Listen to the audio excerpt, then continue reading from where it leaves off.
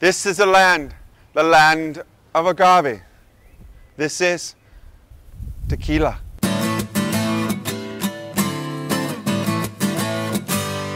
I've traveled here to Tequila, to the distillery of Cofradía, where Casa Noble tequila is made. Today we're going to hang out with David Yan of Casa Noble. He's going to take us through the process of the whole tequila ways, the whole tequila smells, the whole tequila tastes. This is the Tequila Traveler.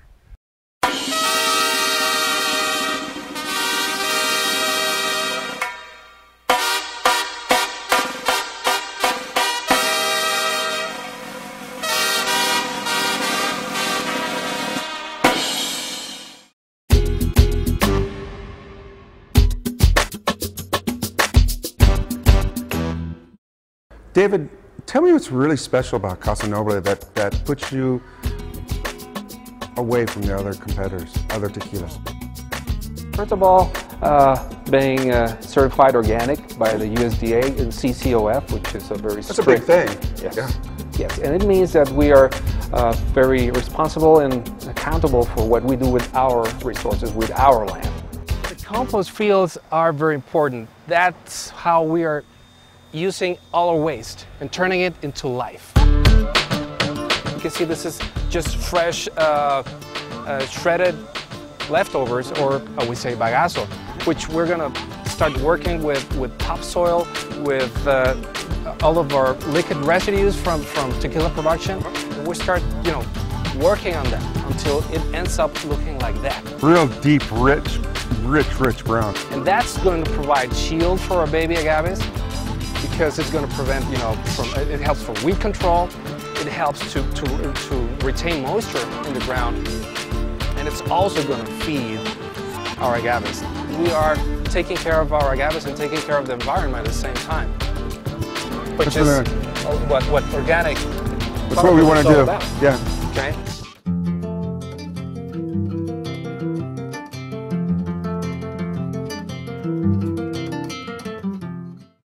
We still use stone ovens, which is the slowest, most expensive way of cooking agaves still. But then again, how do you want to cook your chicken? In the microwave or? Slow cooking always tastes so much better. See, it's very labor intensive because they have to stack them by hand in order. Small ones, big ones. It's a puzzle. It's a Tetris. It's like a jigsaw puzzle. So the steam can flow evenly through the agaves. All the heat that it's used, its steam, comes from a couple of boilers that we have out here. Right. It's very clean, it's very efficient. We cook it for about 44 hours. How much does half one of those agaves weigh? Probably Like, look at this guy right here. This? What's that guy weigh? It's about 100 pounds.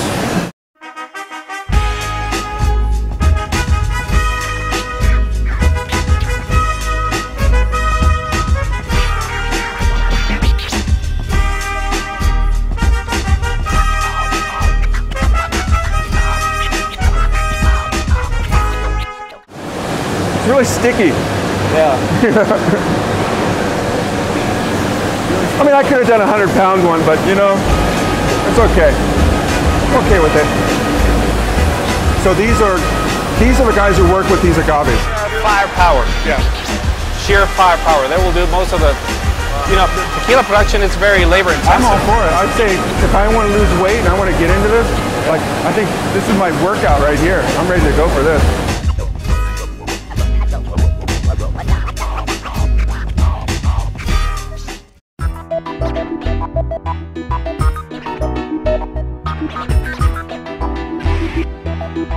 After the oven, this is it. This is what we wait for.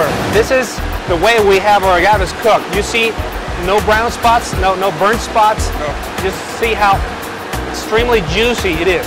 This is the benefit of slow cooking. And cooking at lower temperatures, and just the flavor. Just the smell, everything. This is great. That's the starting point for great tequila.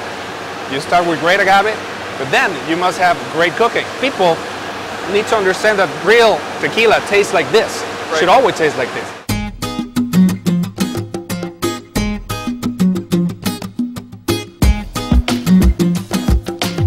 that. Look at that. Look at the juice. Just look at that. Look at that pouring out.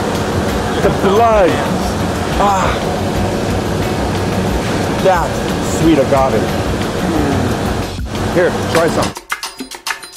So let me show you how the next step looks like. Let's go. A pre-shredder. A pre-shredder? Yeah. We're gonna keep the juice from this stage to go into here for later use.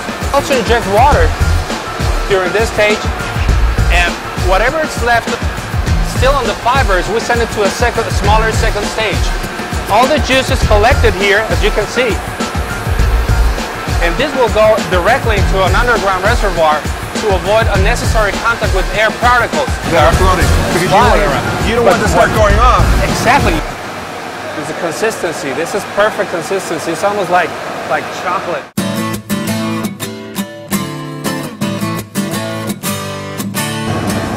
Kind of like Willy Wonka in the Chocolate Factory. Sweet. It came to ferment, so it's a bit bitter. It looks like something a little different than what it really is. I love it. But it's good. Very good. For distillation, we have two stages. The destroyer phase, the fase destrozamiento phase, where you perform your first distillation. We do it on 5,000 liters at a time. We still do a batch approach. We have everything fermented. That means there is no more sugar. We put them here, we boil them. It's gonna evaporate. Then it's gonna condense and come back as refined alcohol. The destroyer. The destroyer. The destroyer. The destroyer. Right after you stop or you end your first distillation, we move into the smaller stills. What do you taste there? I'm tasting tequila. I'm tasting distilled agave. So if we had started with, we have this much agave, we distill, get rid of the heads, get rid of the tails. We have this. Then we come over here. I'm gonna make it very simple. Out of 18,000 liters of dead mosto, we end up with 1,500 liters of Casa Noble Blanco per stop. Less than 10%. That's why our Blanco, it's so special. It's a lot of waste, but you get a final product that's insane. This stuff here, it's 57% alcohol. Wow. Just distilled tequila. So Mark can just... 114 proof.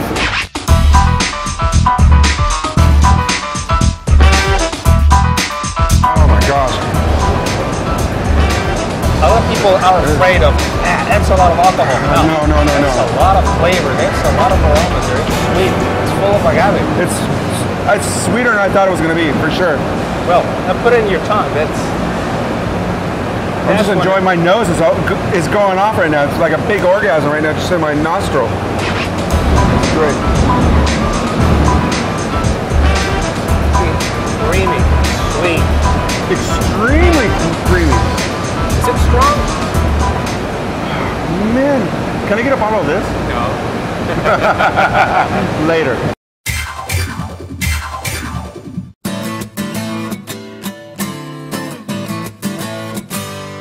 On the next episode of El Tequila Traveler, we get to know a little bit more about what makes Casa Noble tequila so unique.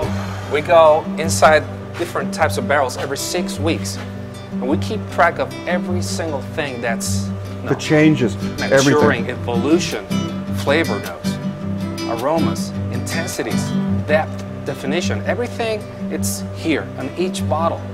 And we sit down with David Yan in the barrel room and talk more about all things tequila. So open up a bottle, connect with your friends, and have a drink with Mark Alberto, the Tequila Traveler. All my friends know the low rider. Wait, we're on? Look at this. 150-year-old mango trees. These things are giant. And it's windy. Let's just wait to see if we get bombarded right now. Whoa.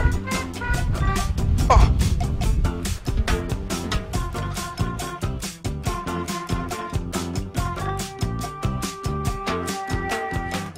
If you love tequila as much as I love tequila, you need to be in tequila.